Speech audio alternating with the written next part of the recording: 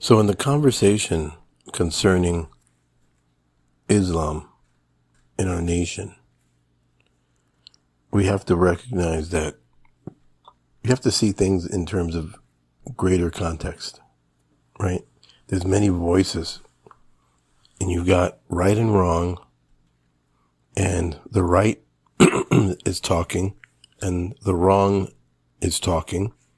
There is right and wrong that does exist, and there's in between, where the conversation can get interesting if we are sensible, right? But without a doubt, there is a case to say that extreme views and extreme decisions and opinions can itself be legit. Okay, and so the thought that there shouldn't be any kind of extreme opinions or extreme conclusions is also wrong. It could very well be that the solution to the problem is to dig into the cancer and rip it out, right? Ignoring it may not be what is the right thing to do. So concerning this whole conversation on Islam, where I stand is as a conservative evangelical Christian. Where I stand is that, bottom line, there are attacks on our nation. Okay, there are elements growing and metastasizing and huge, and there is an infestation and a infiltration in huge amounts of cancerous powers in high places. So the cancer has spread to very dangerous organs, if I liken it to that. And what is it? It is the influence of anti-Americanism. Okay? From the very start of the formation of this nation, my understanding is that there's always been objections. Okay? There has always been enemies, foreign and domestic, that has always been around. It's always been there. It's always looked different to different degrees, right? And so I think that if you read the documentation of the Constitution, I believe it reads as something that is experimental and hopeful, right? As a new nation, starting with the best intentions. It's not perfect, it's never perfect, but something that needed to be progressed on. And it was a good thing. It was a good thing, and it was better than anything ever seen, and probably anything that we'll ever see at this point. So much so that it has influenced other nations in the same vein. As it turns out, we ourselves as Americans, and Americans throughout history, through almost 250 years, have not been perfect. There's been always, side by side, evil against good, as is seen in different ways in many other nations. Okay? But what we always needed and tended to need to look to is the affirmations that are found in those dictates in that Constitution. And I've often said, and I truly believe this, that just like anything else, if a group of people form a contract and they stop believing in that contract, then the very stipulations in that contract start to diminish. Okay? It's the same thing with faith and religion. Same thing with the Bible. there's a lot of influence in our beginnings in this nation of the United States that had Judeo-Christian influence. And so that is a good thing. Not everybody has treated it correctly. Not everybody has interpreted things correctly. There's been ups and downs. Excuse me. But today, we are steeped with issues and problems. Attacks and enemies are in the gate. Never before have had so many enemies in the compound, in past the gates. We actually breed them now. Why? Because the nation has left that constitutional, that Christian influence has been left, has not been taught, has been intimidated, and has been not taught.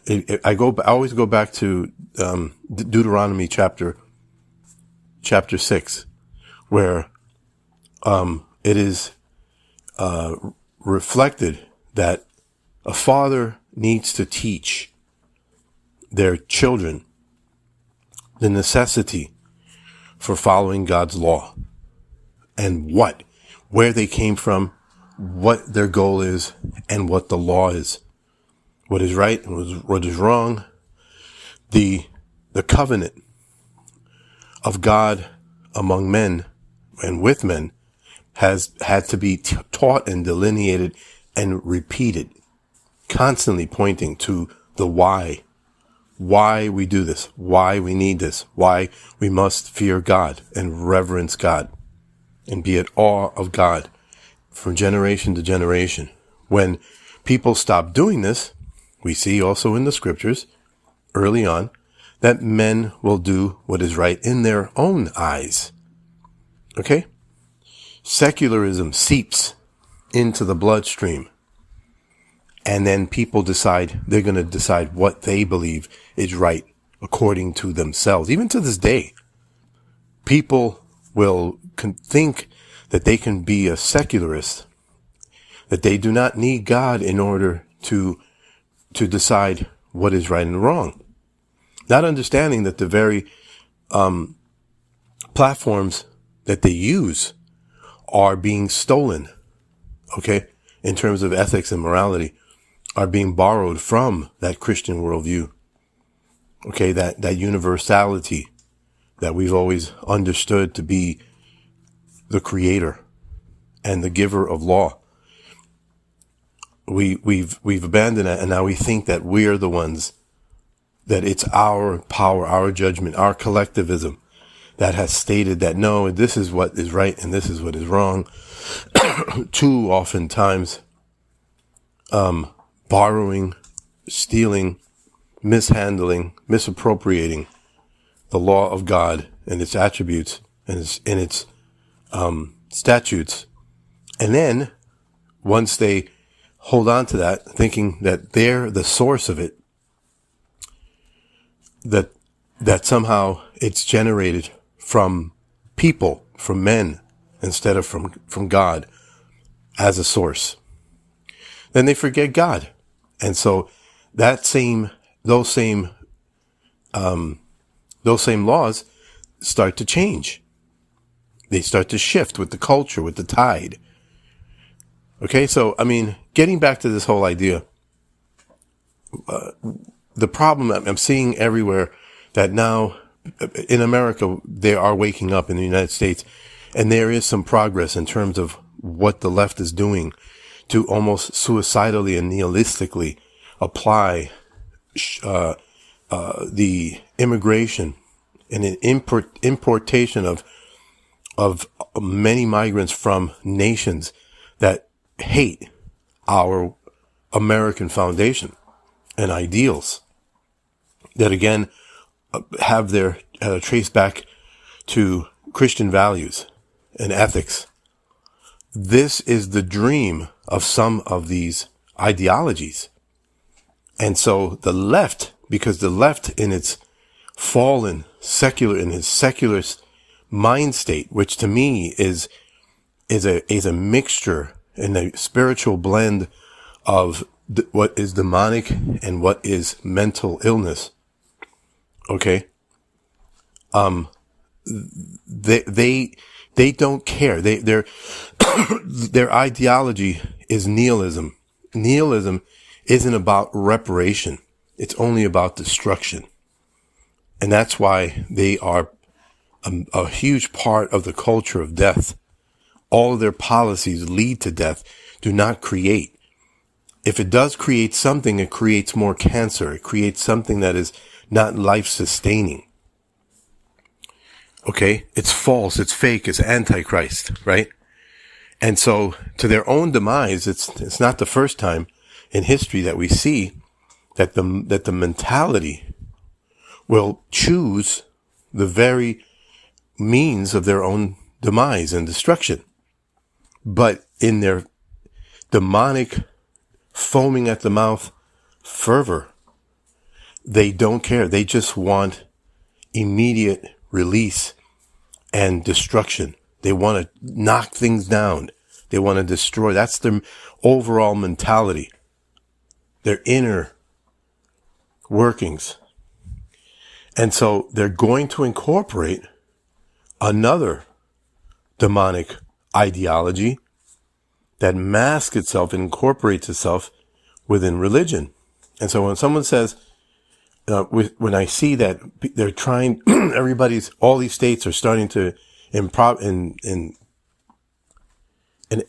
states and cities are talking about Sharia law and banning Sharia law.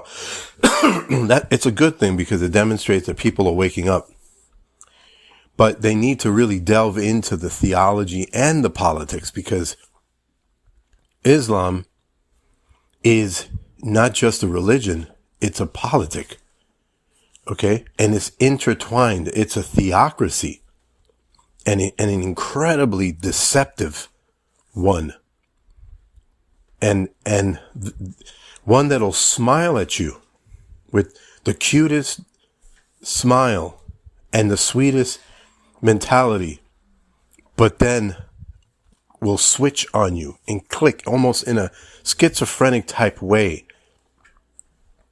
It's deeply rooted, and it's spiritual deception. And this is why it's hard for many people to understand.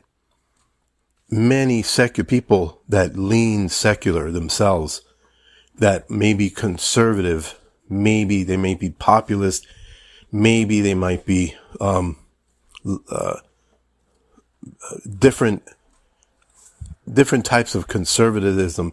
They don't understand it because they don't understand what is spiritual. They've never really, they only see the politics of it. And then you have others that only see the spiritual of it, right? Or rather, not the spiritual, the religious aspect of it. And that is what is so confusing. And because it's that confusing, that's why it's so dangerous.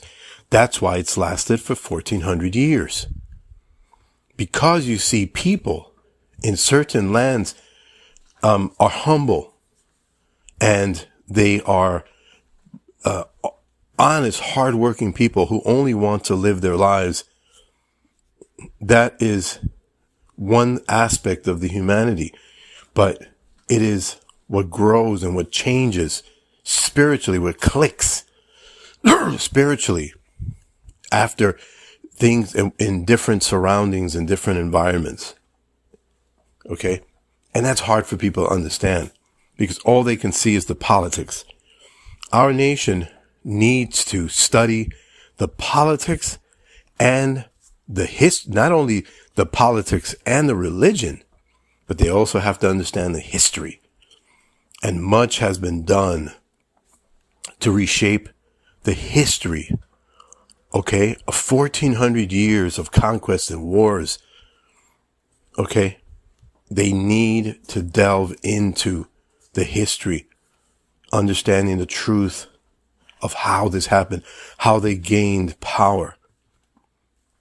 Okay. There's so much decades and decades of information that has been changed and altered concerning Islam historically.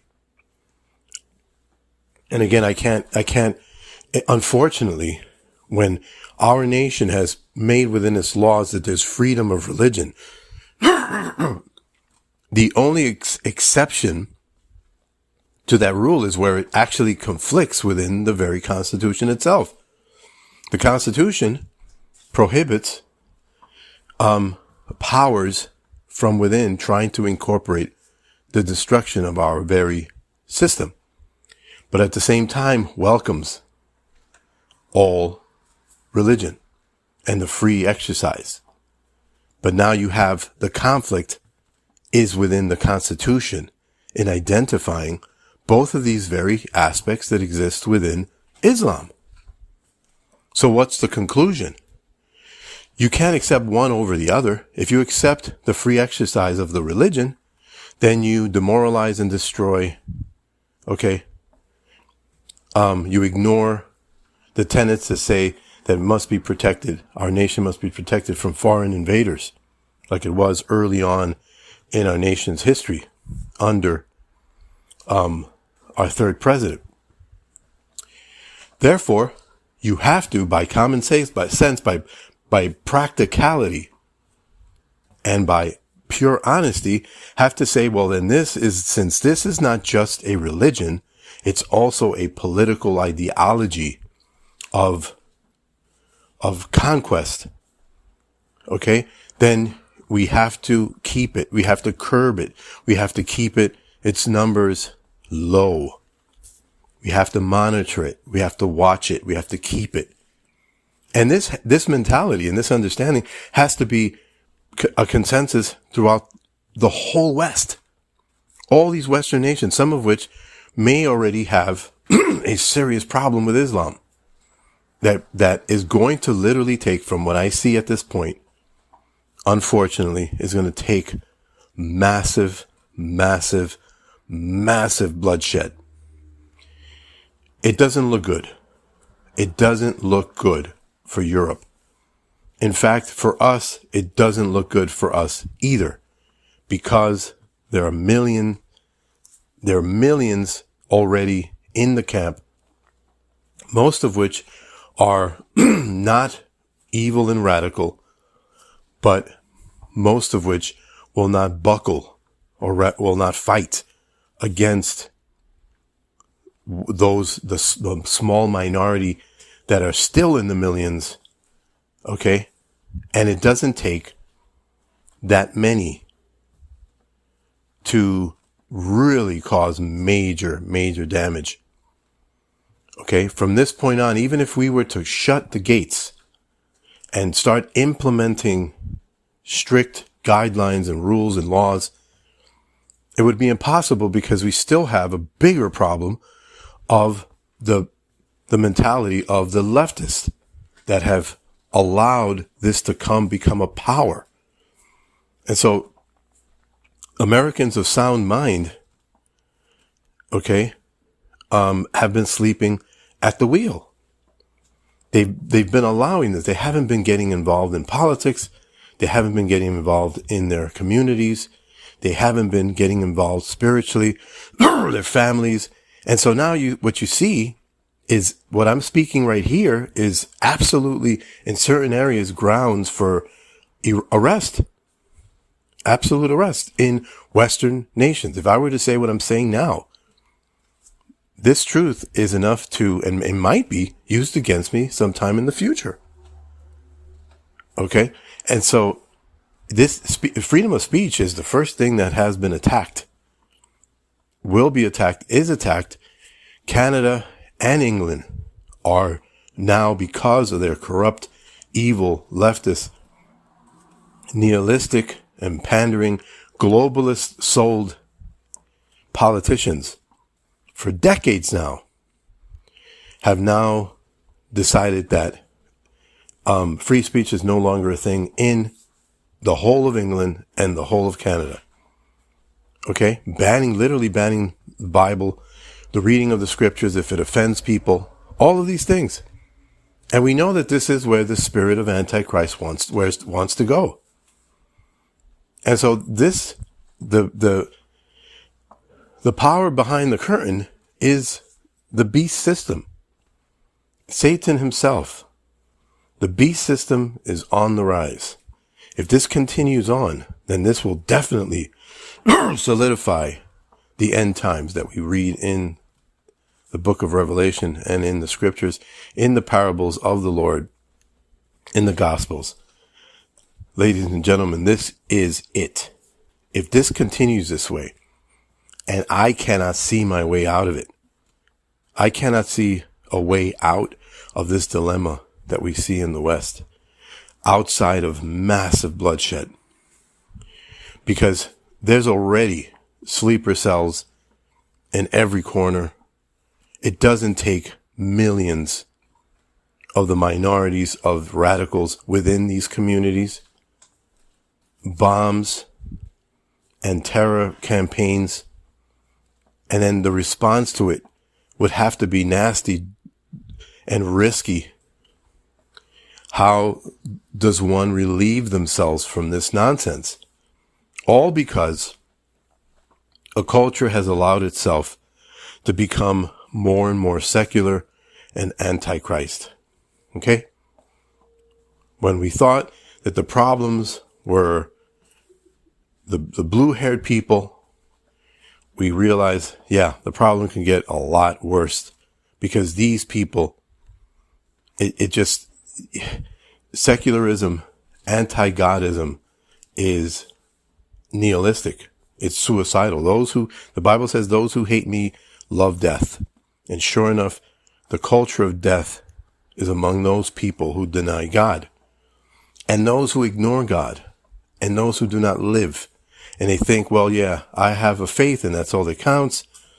I was baptized 40 years ago. And okay, those that don't know God, if you do not know God, okay, then your children can't know God either. And their children's children. And it doesn't take much to ruin a generation. You know, a measly 40 years is enough to ruin a whole nation. Okay, and the generational curses will come at you like a landslide. And that's what we're seeing. The chicken's coming home to roost. Why? Because a nation has stopped acknowledging their God. Okay? Where the founding father said, this nation is for those whose nation is this nation is made for a holy and righteous people, a holy and religious people, I believe is the quote. I think it was Washington himself said that. We haven't kept that up. And that is truly what it is, because secularism doesn't build anything. Okay? It doesn't sustain morality. No, it just keeps descending, and the ogre of secularism has many tentacles. Okay? And now they want to do away with our way of life, our values, and they say, well, if we can't have our way, then let's destroy it all. And so in comes the influx of these migrants from nations that hate us and are quick and very apt to create a system to destroy. And who is allowing it? The radical left. Okay, and we're allowing them because we're not taking over the school boards, because we're not, okay, taking offices. We're not training our children. We're not talking to them about the fear of the Lord. We're not represented. We're believing that all this religion thing, we have to keep it indoors.